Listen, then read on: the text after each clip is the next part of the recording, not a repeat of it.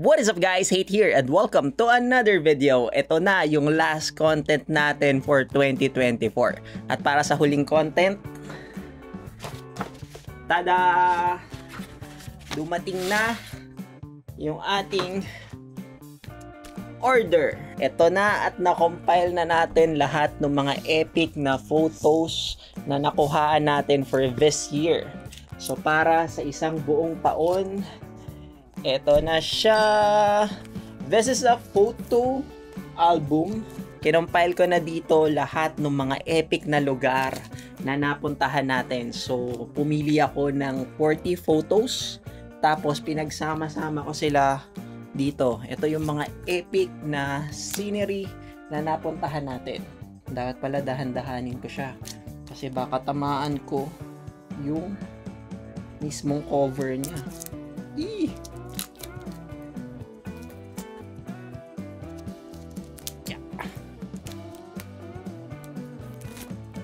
Wow, this is nice.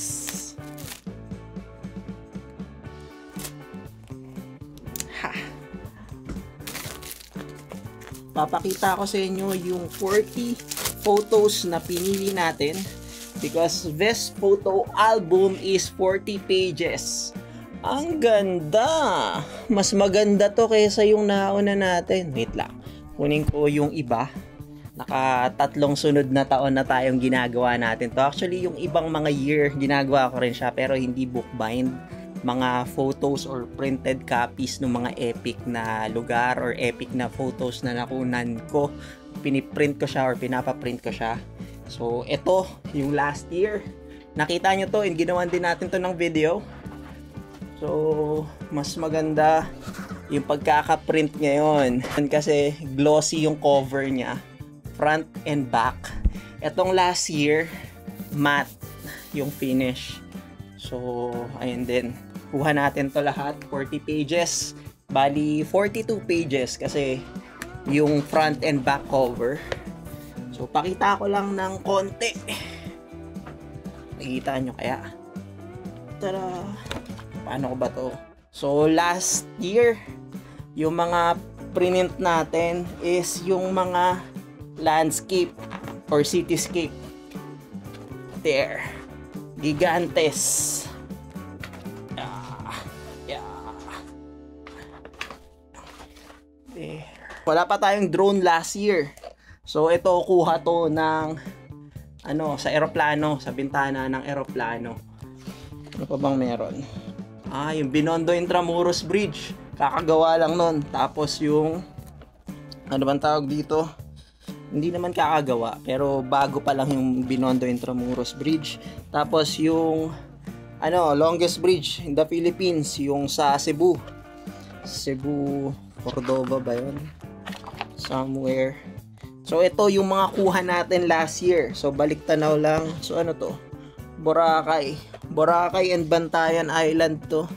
Kung hindi ako nagkakamali. Yes, Bantayan Island. Wow. Hindi ko pala na-check to kasi last year pala meron palang lugar. Nilagay ko pala siya dito. Yung pinaprint kasi natin ngayon wala. So ito yung mga kuha natin. Ayos, diba? Tapos ito naman, ito yung year bago ito. Mas maliit siya kasi magkaibang publication to. So ito, galing pa to sa Malaysia ata o Singapore. May pera pa. Pero ito yung mga nauna nating mga nakuhaan. I guess halo to 2019 and 2020. So yung mga cityscape natin. So maliit lang siya kumpara dito. Sa tingin ko kasi mas sulit tong mas malaki. Mamaya sasabihin ko kung saan ko sila pinagawa. Pero ito ay from Malaysia. Photo books. Kung hindi ako nagkakamali. So ito locally made lang. So lagay ko nga muna siya dito. There. Bakit ba yan yung pinagsasabi ko? Ito yung video natin. Ang ganda ng cover niya. Ang kintab. So para sa akin mas maganda yung makintab, yung glossy kaysa dito sa matte finish. Tingnan nyo guys. Parang salamin. Nagre-reflect siya, pero kung tama yung reflection, hindi naman siya pangit. So, ang linaw ng quality, oh. Kuha natin to sa may Gulugod Baboy, yung taas, tas may baka doon, tapos sunset.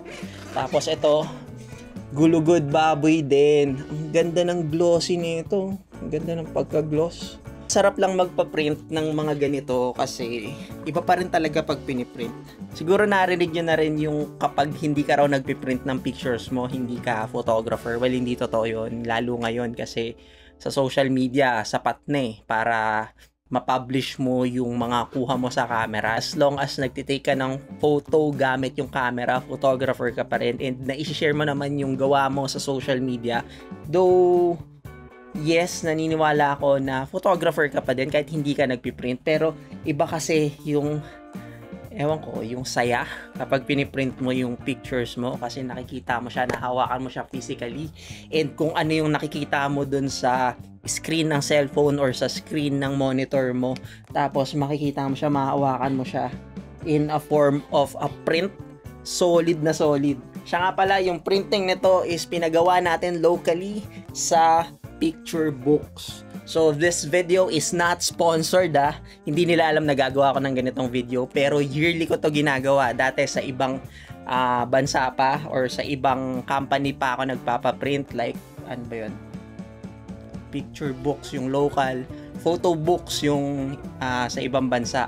Dati sa Photo Books ako nagpapaprint, pero ganito lang kaliit kasi medyo may kamahalan, and dito kasi locally, and maganda naman din yung print nila. So, dito na ako sa kanila. This is around 2,000, less than 2,000 ata. Voucher siya. So, ayan. 15. Ewan ko kung nakikita nyo. Basta nakasulat dito, 15 by 11.5. So, photo book yung tawag dito, pero this is from Picture Book. Sila yung local supplier or yung gumagawa nito. Kasi yung sa ibang bansa, ang pangalan naman nun is Photo Book. Anyway, this video is not sponsored, so bahala kayo kung saan nyo gusto magpa-print. Gusto nyo magpa-print sa Photo Book, sa Picture Books, or sa Red Lab, ano pa ba. But etong Picture Books, local supplier sila, and reasonable yung price. Actually, sobrang mura kasi less than 2,000 or 2,000 more or less. 15 by 11.5, so ito yung pinakamalaki, and 40 pages na siya. Hard cover, and makukuha mo pa to ng sale 40% ata or 50% off kapag sa Photo World mo siya kinuha, o kaya anong tawag doon, kapag naka-promo sila sa mga event, ganun, mura siya, makukuha nyo siya ng mura. And this voucher is good for 1 year. So binili ko to January pa, ngayon ko siya ginamit December. So bumibili talaga ako ng mga ganito pag January, yung event ng Photo World Asia, kasi naka-sale. Tapos lahat ng mga magagandang picture na nakuhaan ko, pagsasama-samahin ko siya, tapos eto na. Tapos itong voucher na to na good for 1 year, free delivery na sila. Yun yung kagandahan dito sa local supplier. Unlike sa ang tawag doon? Ano bang pangalan nun? Picture Books. Photo Book. Nakakalito kasi yung pangalan nila. Yung Photo Book na from Malaysia, meron din silang mga ganito, voucher din na good for 1 year. Pero yung delivery is may bayad pa. So nagsisale din sila. Medyo mura din naman. Nag-50%, 70% off sila. Pero babayaran mo pa yung shipping. So more or less, depende sa laki ng package. So magbabayad ka pa doon. Tapos medyo malayo pa yung panggagalingan niya, unlike dito local supplier. Again, this is not sponsored, sinasabi ko lang sa inyo yung experience ko sa kanila. So ano ba yung laman netong photo album natin for this year? Ang ating first page ay tada! Yung cover niya rin yung first page natin, pero ito yung pages niya matte na to, hindi na siya glossy. Yung cover lang niya yung glossy. So, ito yung first page niya. Mas maganda siya ng naka-matte finish. So, walang tag, buong papel yung picture. Tapos, ito, second page. Tada! Gaganunin ko na lang, itataas ko na lang para ipakita sa inyo yung buong page. Ang ganda! Ang ganda ng quality. At ang kapal din. Sara! Page ano to? 3-4. Tapos 3-4 or ano 4-5. Next. Tada! Ang ganda ng quality ng printing nila.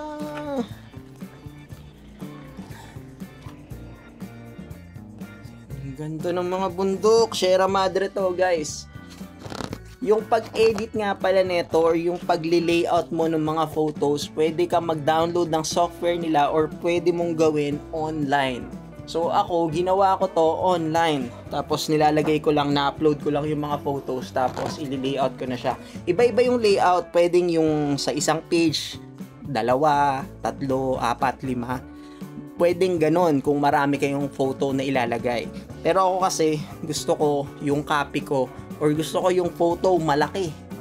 So, isa-isang page sila kapag print kasi gusto kong makita kung gaano kaganda. Ang ganda. Photographer ka pa rin naman kung hindi ka nagpiprint ng photos mo, pero iba yung saya kapag nakikita mo na hawakan mo yung printed photos, yung kuha ng camera. Ang ganda. But hindi ko na alam kung nasa pang ilang page na tayo. Kalahati na ata. So ito yung mga kuha natin to sa Palawan. Ang ganda. Boh. Ano to? Palawan pa rin to. Ito guys, kita nyo ba to? Hindi yan yung nanalong photo. Iba pa yan. Tada! Palawan. Ito, kuha to ng drone. Pero yung quality niya, parang quality rin ng kuha ng DSLR. Kuha to ng drone kasi mataas. Tapos ito, kuha ng camera. Ang ganda ng kuha. Ang ganda ng pagkakaprint. Tingnan nyo naman yan. This is matte finish. So, hindi siya glossy. Ay, minsan nga try ko yung pearl nila. Wow! Hala, ang ganda nito. Kita yung fog. Wow!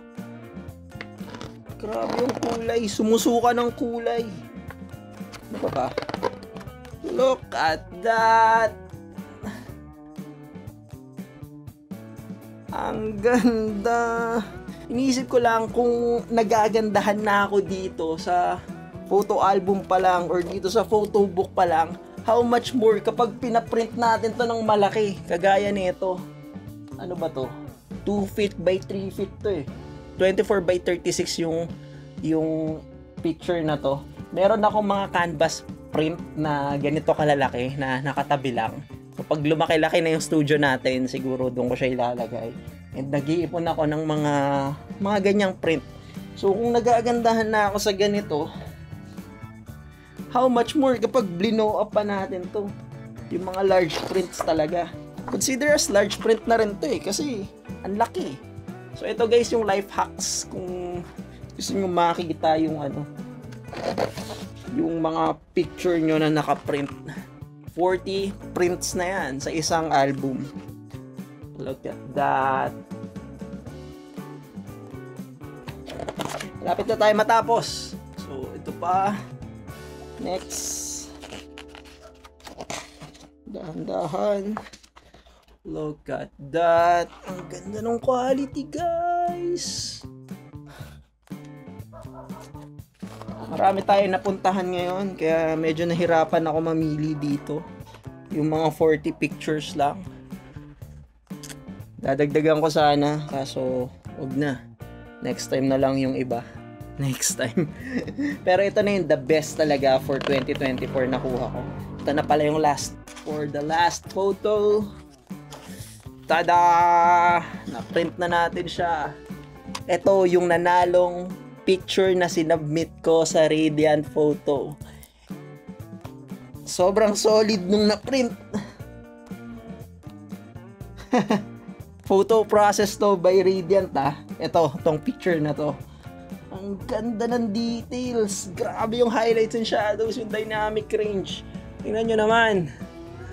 Para kayong tumitingin sa screen ng monitor. Ayan o, nakikita nyo ba? Yung highlights and shadows nung tubig, yung reflection sa tubig. Ang galing! Tapos, final page. Tada!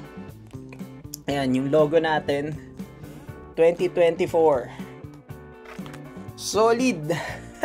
So, yearly natin to ginagawa. So, nagtatry ako. Ito, matte finish. Ito, gloss finish. Yung yung mismong cover niya. So, gagawin natin to ulit for 2025 sa mga makukuha natin ng mga images. Yung best of the best. Epic landscape photos or ng kahit ano. So, ngayon, nasa landscape ako. And hindi natin alam, panahon na lang yung makakapagsabi kung ano yung mga kukuhaan natin for this 2025. So, 2023 and 2024, puro landscape photo. Epic landscape photo ng Pilipinas yung kinompile natin for a photo album. So, yearly natin to ginagawa. So, for 2025, syempre, atin pa rin tayo, Photo World Asia. Tapos, bibili tayo ng voucher ulit and gagamitin natin December 2025 for the compilation ng mga photos. Tsaka pala, kung gusto nyo makita yung mga photos natin, yung mga kuha natin sa mga adventure and yung mga travels natin, pinopost ko siya sa Facebook page natin. Sa IG, yung iba, konti. Pero mostly sa Facebook page natin, Hate Photography.